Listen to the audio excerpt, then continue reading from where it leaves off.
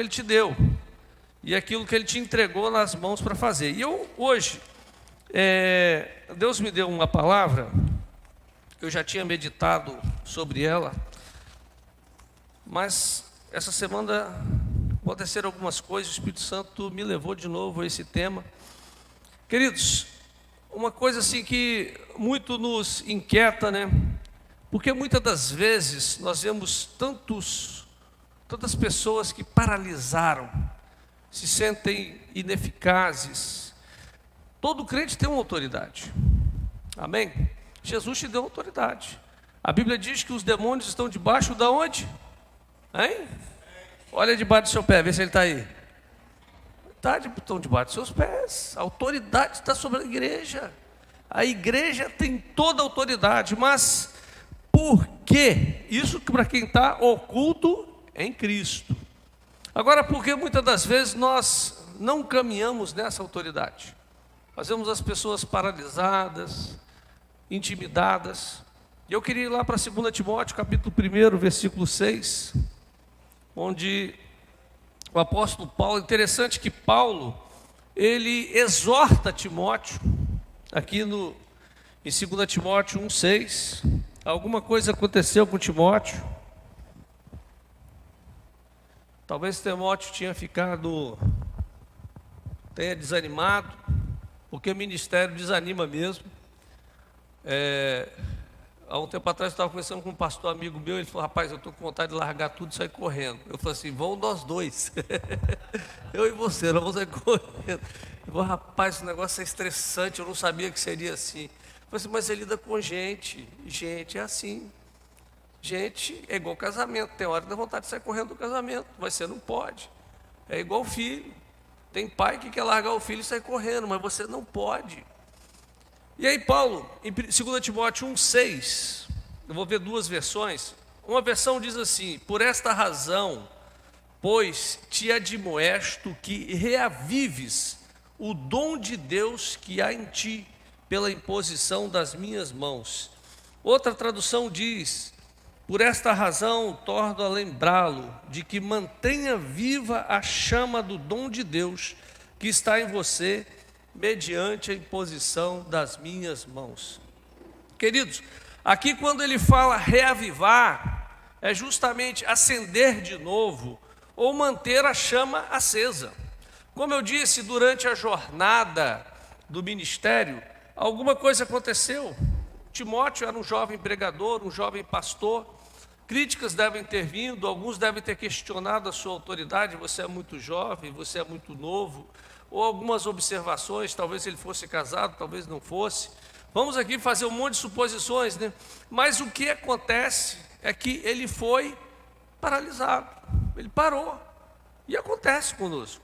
Muitas das vezes quantas vezes depois de pregar um sermão e a igreja responder bem, aí lá fora alguém fala uma coisa com você e te paralisa.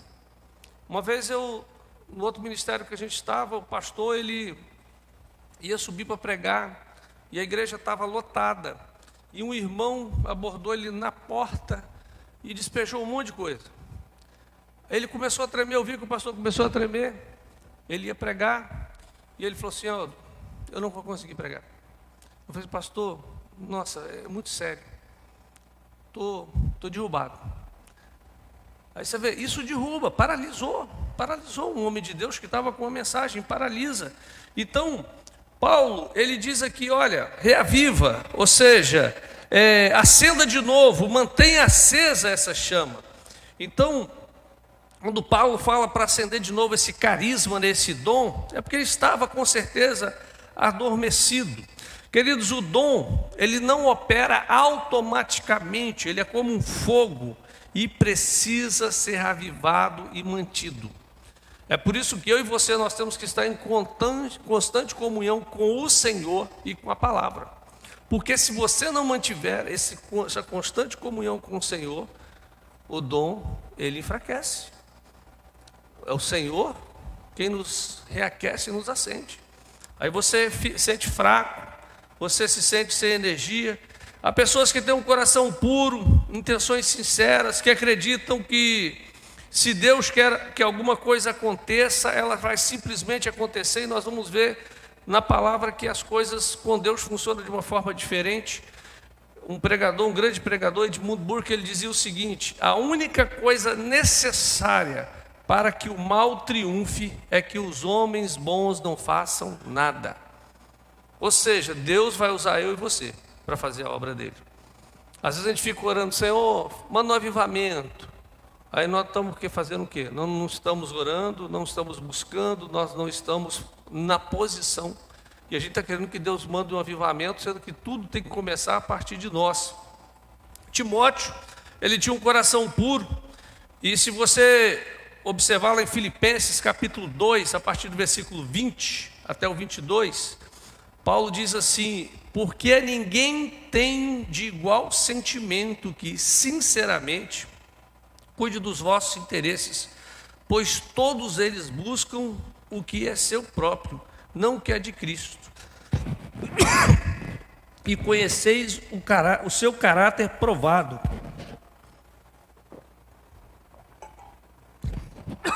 Desculpa aí, irmãos. Paulo aqui está falando justamente como Timóteo tinha um caráter provado.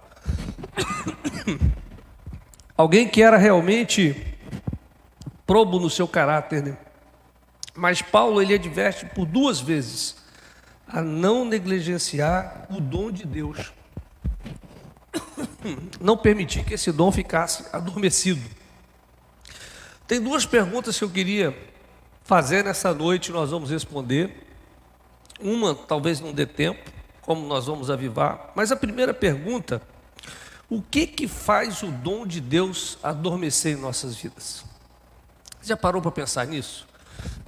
Você já se sentiu fraco? Vontade de largar a igreja, largar a obra?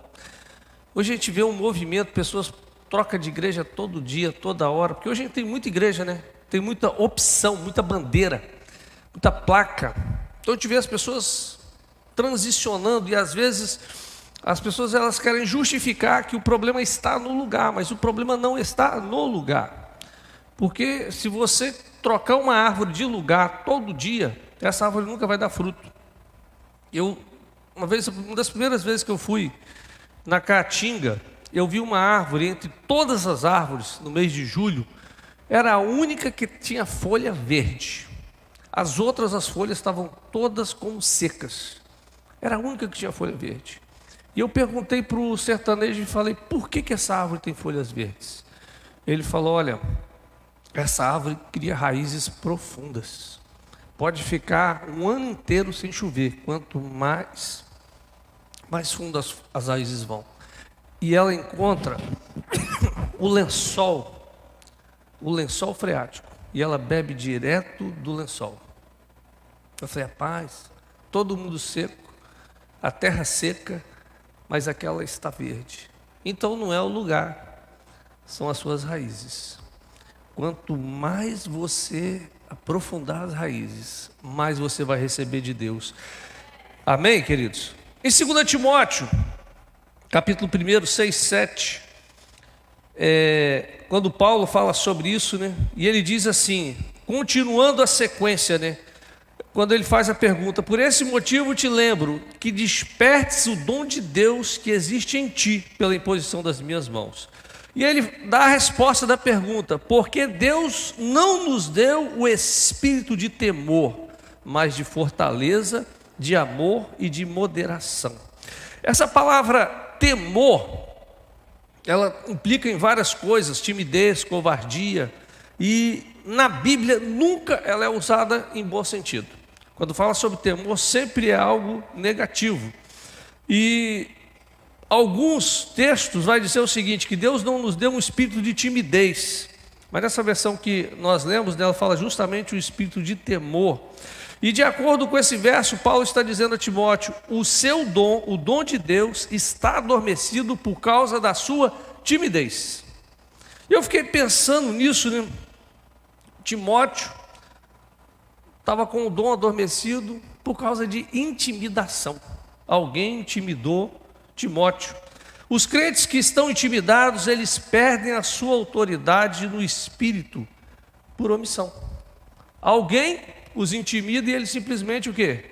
Paralisam, eles param. Consequentemente, os dons deles, as habilidades de Deus, fica dormente, fica inativo.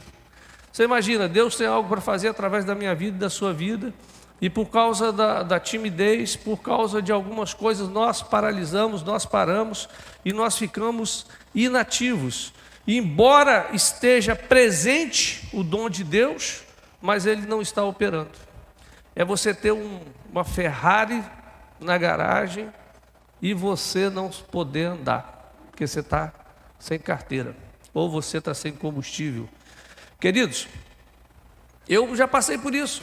Ministério, quantas vezes você passa por isso? Às vezes uma palavra de uma pessoa que tem nada a ver, ela te paralisa, te para, te freia. E alguns questionam, né, por que você está fazendo isso? Qual o seu interesse? E você paralisa. Um dos primeiros ministérios que nós tivemos, logo que me tornei pastor, a igreja crescendo, as coisas acontecendo, e alguns irmãos vieram questionar. Um veio reclamar comigo o seguinte: pastor, essa igreja estava tão boa, o senhor bagunçou a igreja. Eu falei assim: rapaz, mas baguncei por quê? Esse monte de jovem fica pulando, fica batendo palma, fica agitando na igreja. Aí eu parei, aquilo me paralisou. Eu falei, cara, eu achando que eu estava fazendo a coisa, porque eram os netos dele.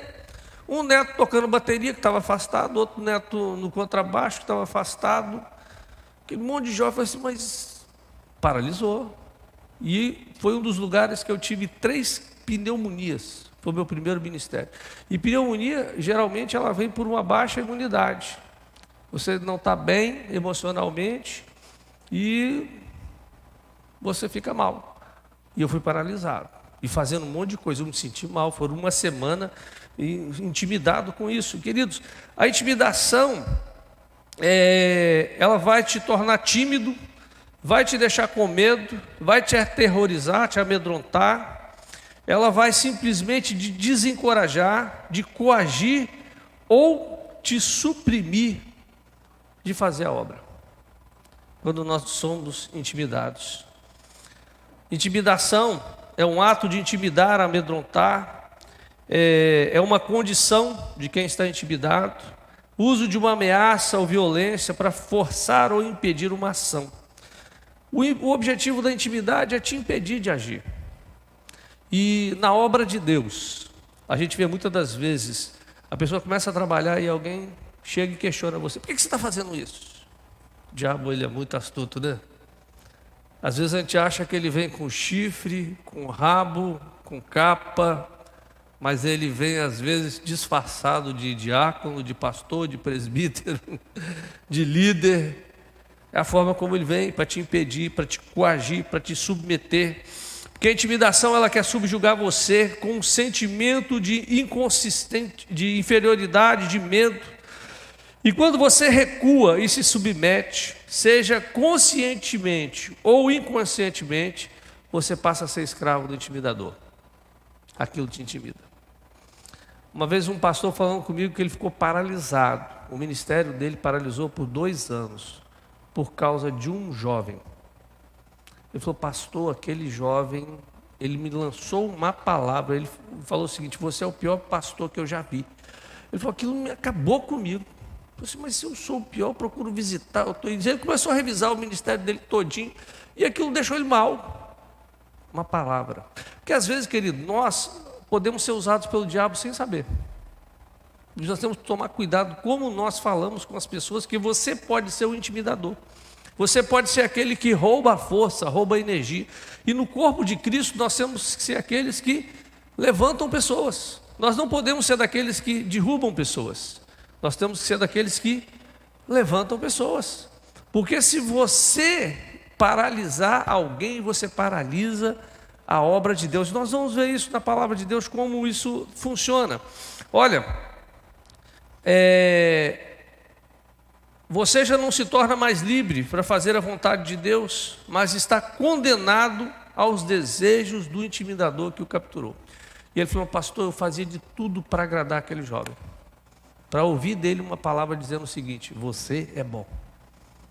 Mas essa palavra você não tem que receber de homens, você tem que receber do Senhor. Queridos, consequentemente, o dom de Deus que está agindo na nossa vida, ele se torna inoperante.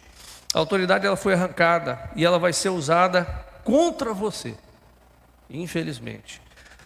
A origem da intimidação é o medo, que tem suas raízes no nosso adversário, o diabo.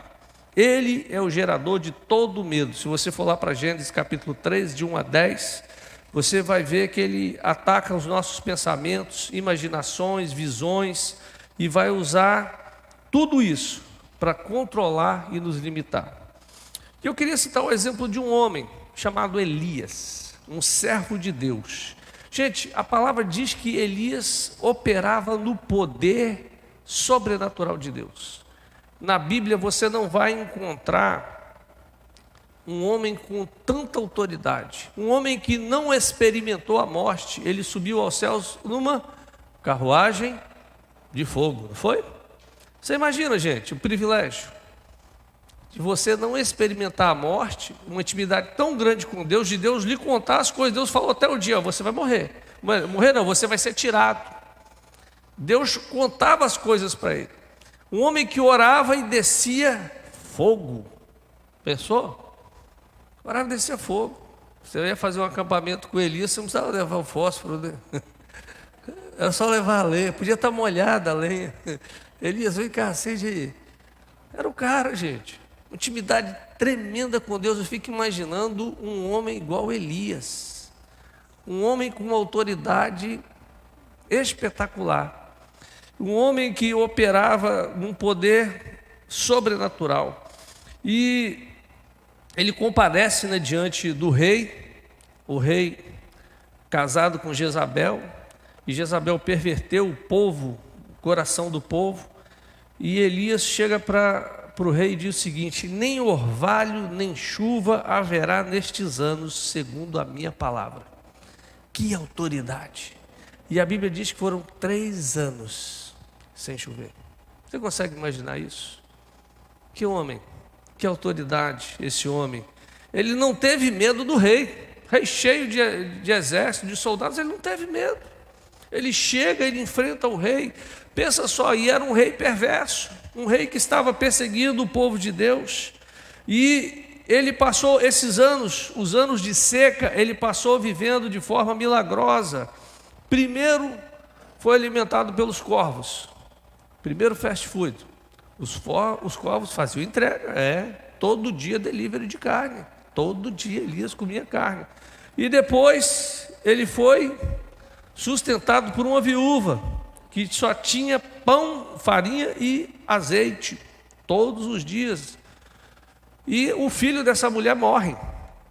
O filho dessa mulher morreu, e a Bíblia diz que Elias, ele ora, e o filho dessa mulher ressuscita. Pensa só, gente, consegue imaginar um cara com mais autoridade e poder do que Elias? Algo poderia paralisar Elias? Hein? Você acha que poderia? Se você ler o texto todo, você vai saber que ele foi paralisado, né? Olha, e depois de tudo isso, Elias se encontra com Acabe, e Acabe já vem logo falando: você é o perturbador de Israel. E ele diz: não, é você que perturba Israel, você que tirou o povo da presença de Deus. Ele responde com ousadia, lá no capítulo 18, versículo 18. E ele chega para o rei e diz o seguinte: olha, vamos fazer o seguinte, traz todos os profetas de Baal, de Astarote, vamos levar lá para o Monte Carmelo, e nós vamos fazer um altar. O Deus que responder com fogo, esse é o verdadeiro Deus. Acabe na hora topou. E Elias chama todo o povo, e lá no Monte Carmelo preparam primeiro preparam o sacrifício, como o profeta de Baal estava em maior número, prepararam o holocausto, colocaram ali em cima do altar, e começaram a orar o dia inteiro, e não desceu fogo. E Elias ainda debochando, né? Grita mais alto, ele pode estar dormindo. Quem sabe ele saiu de férias, né? E o povo ali, só mais de 800 profetas. Aí quando os profetas de Baal viram que não descia fogo, aí chegou a vez de Elias. A Bíblia diz que Elias restaura o altar. restaurou o altar. Depois ele manda colocar lenha, colocar o sacrifício e lançar água. Água. E ele faz uma oração muito simples. Às vezes nós achamos que uma oração longa, uma oração com citações bíblicas, mas ele simplesmente diz: se tu és o Deus de Israel, responde com fogo. E a Bíblia diz que o fogo desceu, queimou o holocausto, lambeu a água, transformou as pedras em pó. Esse era Elias. E Elias, ele ora, mata primeiro os profetas de Baal, mais de 800, e ele ora e fala com Baal. A Bíblia diz com Acabe, a Bíblia diz que Acabe foi embora, triste, e no caminho, Elias começa a orar e pede a Deus para que chova. E a Bíblia diz que o céu estava limpíssimo, e de repente, uma chuva do tamanho da mão de um homem, ela começa a se formar, e logo o céu se forma, fica escuro. E Elias corre de uma velocidade sobrenatural e apanha a carruagem de Acabe. E diz: olha, Acabe, corre depressa que está vindo abundante chuva. Gente, esse era Elias. Um cara que eu fico imaginando, depois de ter feito tudo isso, imagina, você orou para descer fogo e desceu fogo, gente. Você orou para chover e choveu. Aí, olha só o que acontece. Nesse mesmo dia, a mulher de Acabe, Jezabel, ouviu o que havia sido feito aos profetas e enviou uma mensagem a Elias: façam-me os deuses como lhe aprouver, se amanhã, a estas horas, não fizer eu a tua vida como fizeste a cada um deles. Gente, uma palavra desta mulher. Aí você vai ver mais na frente. Temendo, pois, Elias, levantou-se e para salvar sua vida se foi e chegou a Berseba, que pertence a Judá. E ali deixou o seu moço. Ele mesmo, porém, se foi ao deserto, o caminho de um dia, e veio e se assentou debaixo de um zimbro e pediu para si a morte e disse: basta, toma agora, ó Senhor, a minha alma, pois não sou melhor do que os meus pais. Uma palavra de Jezabel paralisou o ministério de Elias. Queridos, o projeto de Deus para Elias não encerrava-se ali no Carmelo com chuva. O projeto de Deus era muito maior. E ele estava dentro do projeto de Deus, e você imagina, cheio da unção, e uma palavra de uma mulher simplesmente paralisa ele. A Bíblia diz que depois de uma batalha tão grande, ele foge para salvar a sua vida, fica intimidado, desanimado, por causa de Jezabel, e ele deseja a morte. O propósito da intimidação dela era impedir com que ele cumprisse o projeto. O projeto de Deus era que Jezabel fosse exterminada. O projeto de Deus era que Jezabel fosse exterminada. Tanto é que você vai ver lá na frente Deus cumprindo isso com Gel. Mas Elias paralisou. E às vezes por que eu disse a biografia dele todinha antes? Porque eu e você, que ainda não oramos para descer fogo, e não oramos para chover, às vezes nós achamos que nós não somos intimidados. Talvez você está com o seu ministério paralisado, está com a sua vida espiritual paralisada, o seu casamento paralisado, porque alguém disse para você: você é feio, matou você, você não vai conseguir. Parou. Alguém falou: você não vai casar. Parou. Gente, eu conheço gente que está até hoje na psicanálise, porque alguém passou na rua e falou: você é feio. Está no psicanalista até hoje. Alguém falou o seguinte: você não vai prosperar, e a pessoa fechou a empresa. Fechou. Alguém disse: não vai dar certo, e o cara fechou o negócio. Parou. Talvez você fale: pastor, mas, meu irmão, estou falando de Elias.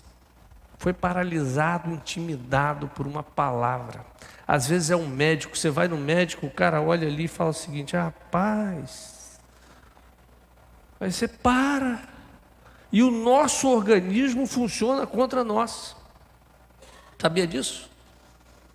Já vi casos de pessoas que foi no médico, o médico deu um laudo, e esse laudo não correspondia com o que era verdade, era a posição do médico, e estava errado, porque o exame estava errado, e o cara passou a sentir isso, passou a sentir todas as dores, que o médico falou: você vai começar a sentir uma dor aqui, uma dor ali, vai ser assim, assim, assim, e o cara tomou posse, o laudo estava errado, ele tomou posse daquilo, e foi somatizando isso, e ele começou a sentir todas as dores. 2 anos depois, ele vai no outro médico, o médico fala: rapaz, você nunca teve isso? Aí o cara: como? Tudo do seu emocional paralisou. Paralisa o espiritual, paralisa o emocional, paralisa o físico. E aqui nós vemos um homem de Deus. Olha, o propósito de Deus era reverter a influência de Jezabel sobre a nação. E ela queria vê-lo destruído, queria destruir Elias, embora não pudesse matá-lo, porque ela não conseguiria matar, gente. Em certa ocasião, Acabe mandou 50 soldados e um capitão para prender Elias. Quando ele chegou, o capitão fala o seguinte: você é Elias? Elias diz o seguinte: tão certo, se eu for mesmo Elias, que desça fogo do céu e consuma você e o seu soldado. Desceu fogo. Aí o rei manda outro. Aí chega o outro: você é Elias? Se eu for mesmo, que desça fogo, consuma você e o soldado. Aí o terceiro já vai cheio de medo: Elias, pelo amor de Deus, eu sei que é você, não pede para mandar fogo não, eu já sei. Esse era o cara, gente. Jezabel não era nada perto dele, e às vezes quem está te intimidando não é nada perto daquilo que você acha que é. Não é? Quando eu dei aula em 2 ocasiões, uma das ocasiões eu dei aula para alunos do 1º grau, dava aula à noite, trabalhei como pastor, fui pastor em Santa Leopoldina, e para conquistar a juventude para a igreja, eu comecei a dar aula da escola, e dava aula à noite, né? Era uma loucura, eu trabalhava em Aracruz, mexia com loja e dava aula em Santa Leopoldina, era uma corrida para lá e para cá, e tinha uma jovem, essa jovem, ela não conseguia tirar nota boa em matemática, ela se achava burra. E um dia eu conversando com ela, porque eu olhava as notas dela, eu não acreditava, ela errava coisas muito simples. E um dia eu comecei a conversar com ela, e ela falou: pastor, eu sou burra, meu pai fala que eu sou burro, todo mundo fala que eu sou burro, que eu sou feia. E pensa numa menina que era bonita, uma jovem bonita. E eu falei: vamos reverter isso, eu vou te hipnotizar. Aí ela: como é que é isso? Eu disse: você vai fazer o seguinte, você vai olhar para o espelho. Ela trabalhava na roça, né?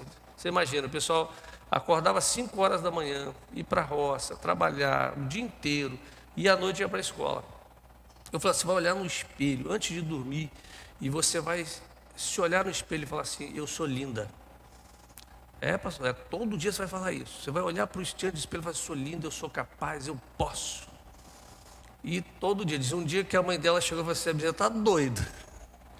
Ficou olhando para o espelho falando que ela é linda, que ela é capaz, e que ele mudou a vida daquela menina. Quando ela tirou o primeiro 7, que 7 não era grandes coisas, né? Ela ficou tão empolgada, ela veio me mostrar e falou assim: olha aqui, eu consegui tirar 7. Porque aqui dentro, uma crença precisa ser mudada. Elias, ele agora estava intimidado por uma mulher. E quantas pessoas hoje estão paralisadas, intimidadas? Olha só, como é que funciona os sintomas da intimidação?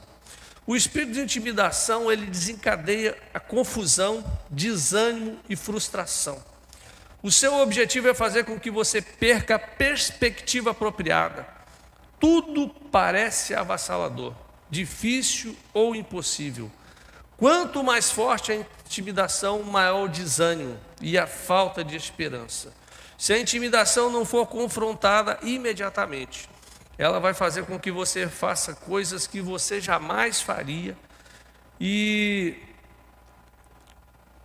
vai tirar todas as suas energias. Isso é intimidação.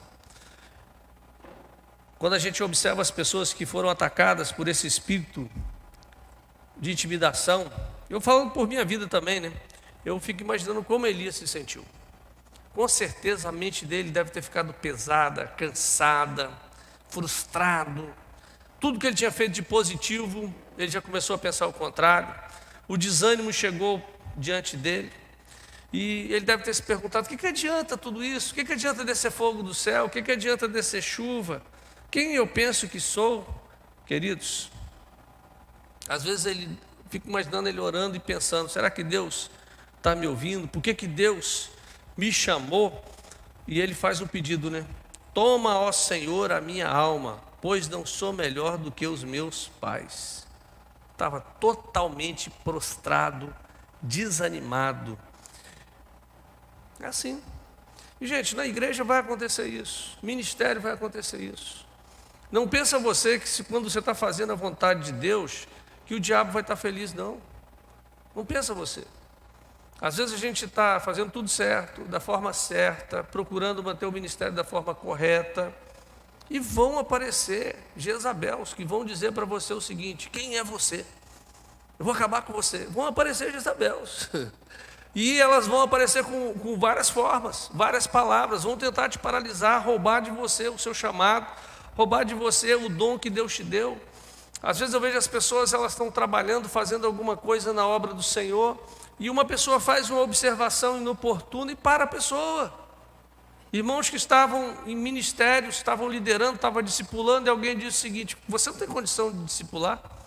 Aí a pessoa parou de medo. Parou. Quando vem essa palavra, você tem que falar o seguinte: quem é você, Satanás? Porque muitas das vezes o diabo vai usar essas pessoas, e é aí que eu e você nós temos que tomar cuidado. Primeiro, não ser paralisado por pessoas. O único que pode nos parar é Deus. E Ele não quer que você pare. Ele quer te impulsionar para ir mais longe. Amém? Ele quer te impulsionar. Olha, nós tomamos uma decisão de trabalhar a visão na igreja do discipulado.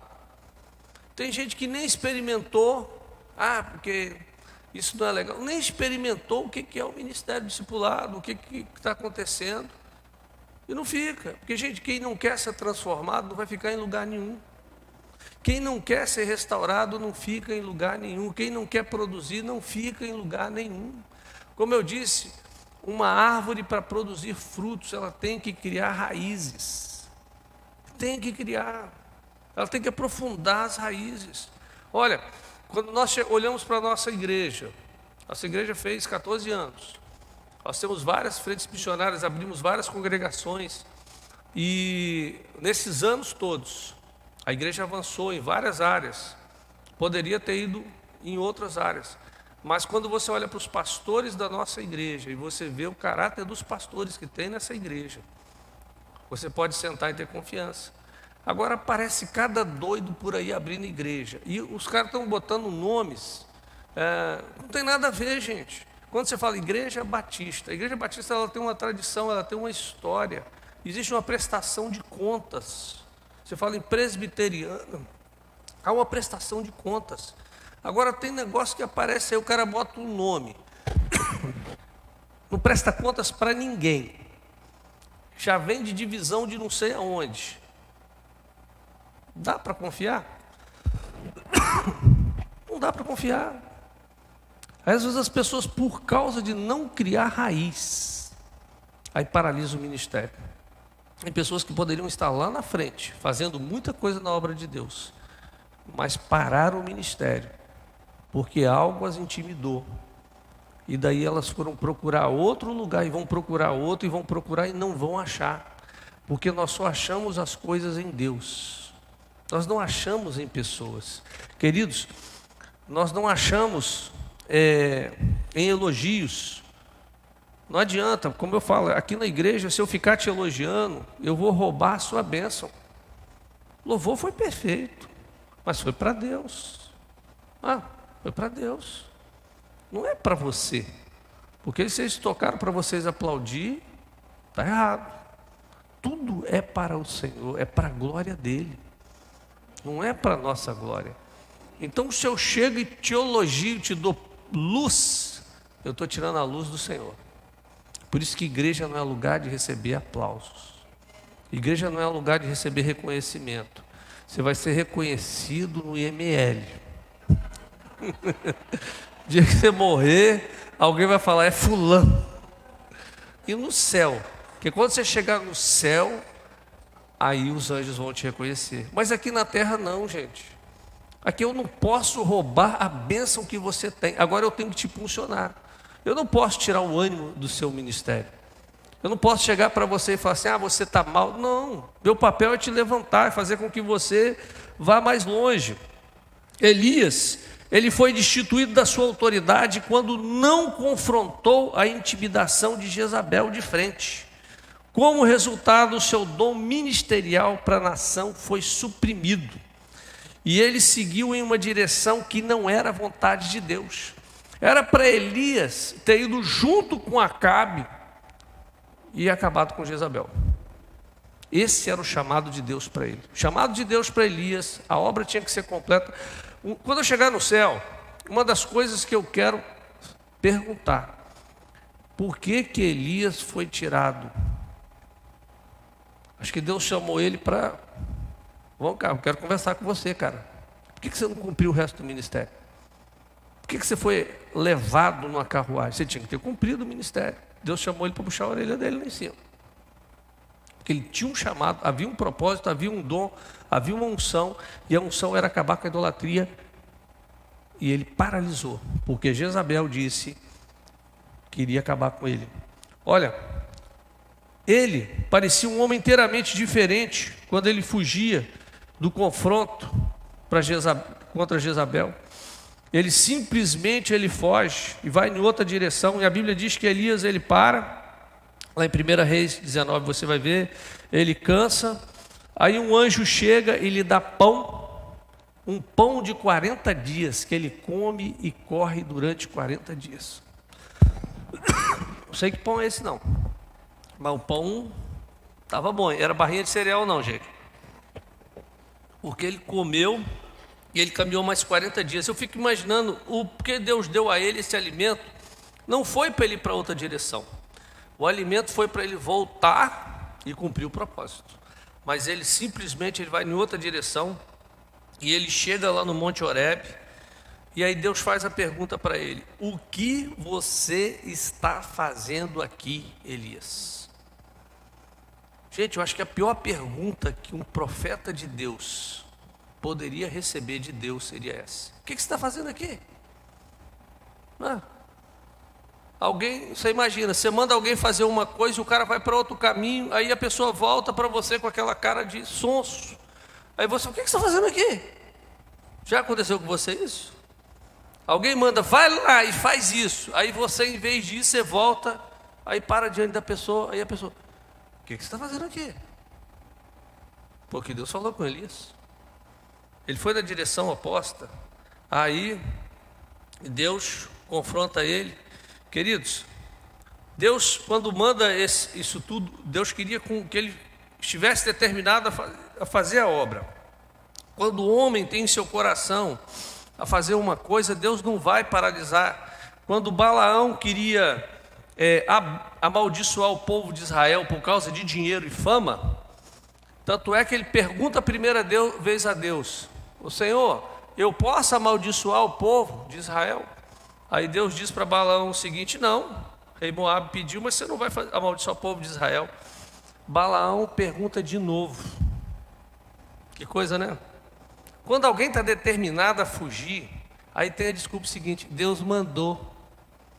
Você já ouviu falar assim: pastor, Deus mandou ir para outra igreja? Mandou não, meu irmão.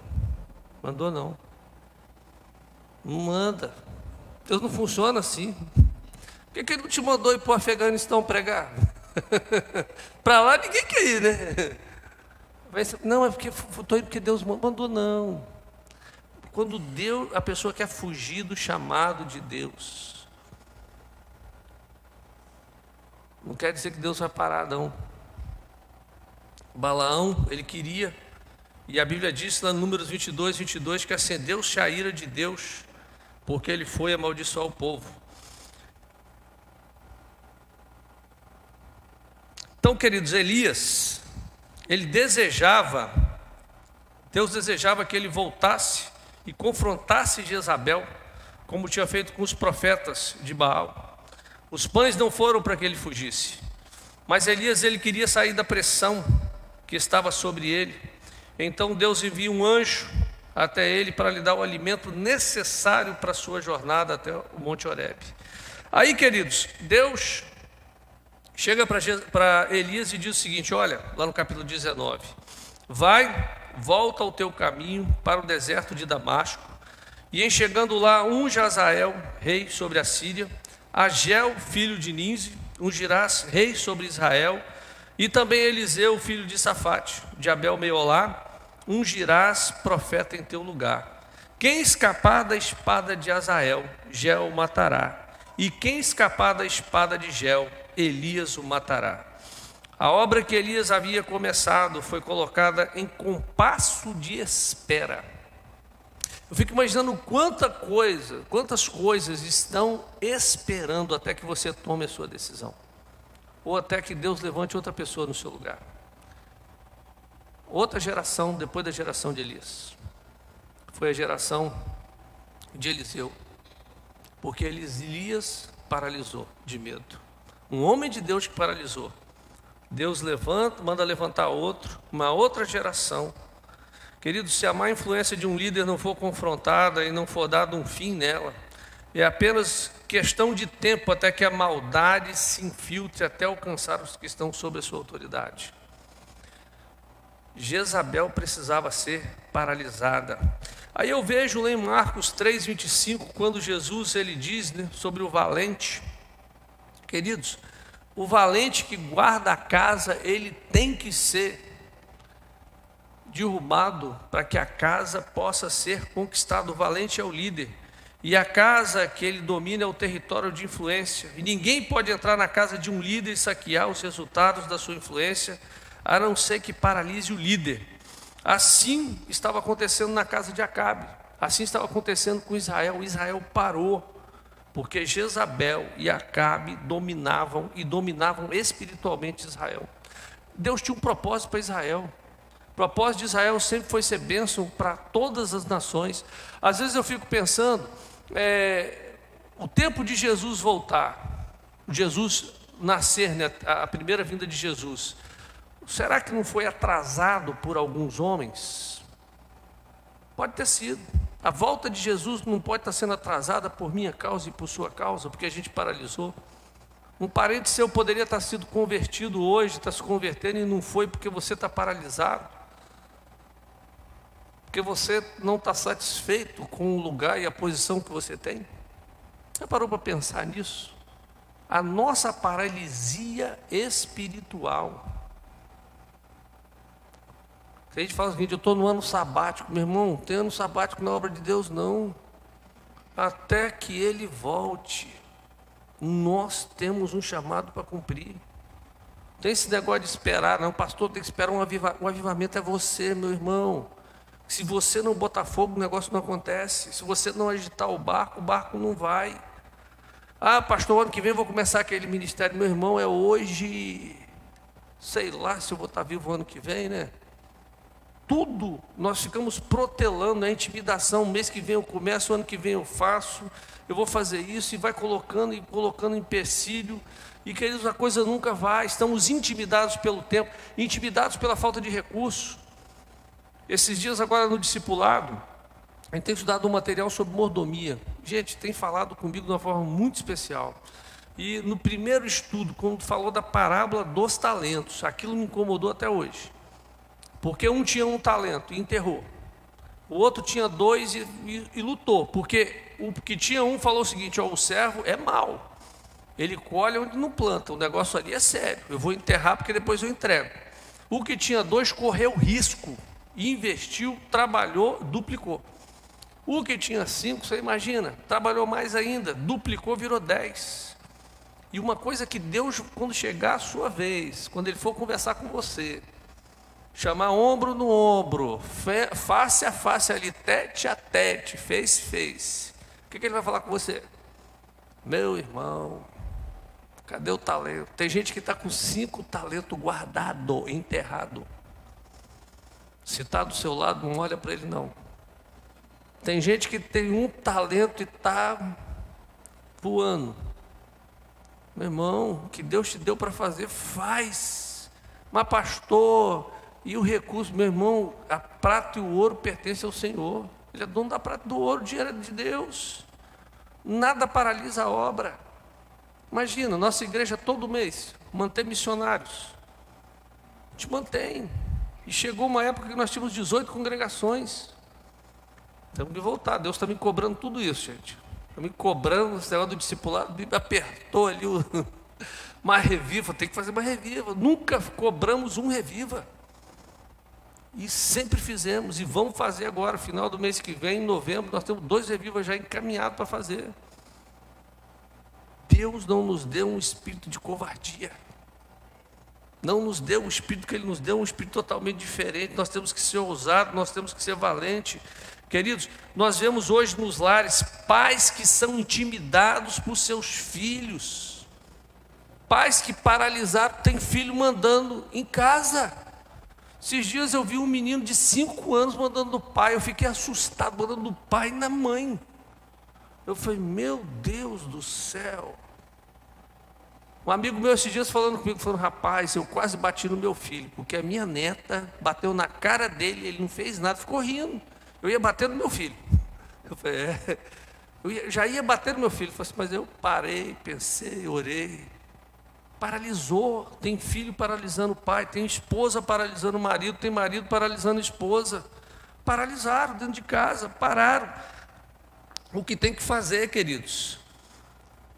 Porém, é mais importante que nós permanecemos na nossa autoridade para proteger a nossa família. Quando Elias paralisou, olha o que acontece. Todos os profetas de Baal tinham sido mortos. Elias paralisou, a adoração a Baal foi restaurada. Outros profetas foram levantados. Embora ele tivesse confrontado os profetas de Baal, a nação tinha visto que Baal não era Deus. Mas porque Elias paralisou, Jezabel conseguiu trazer o culto de volta, conseguiu levantar sacerdotes de novo. Ou seja, quando ele fugiu de Jezabel, Elias levou consigo a coragem de todo o povo de Israel com ele. Que coisa, né? Um homem conseguiu levar a coragem da nação. Um marido leva a coragem da família. Porque paralisou. Porque não confrontou. É igual expulsar demônio, gente.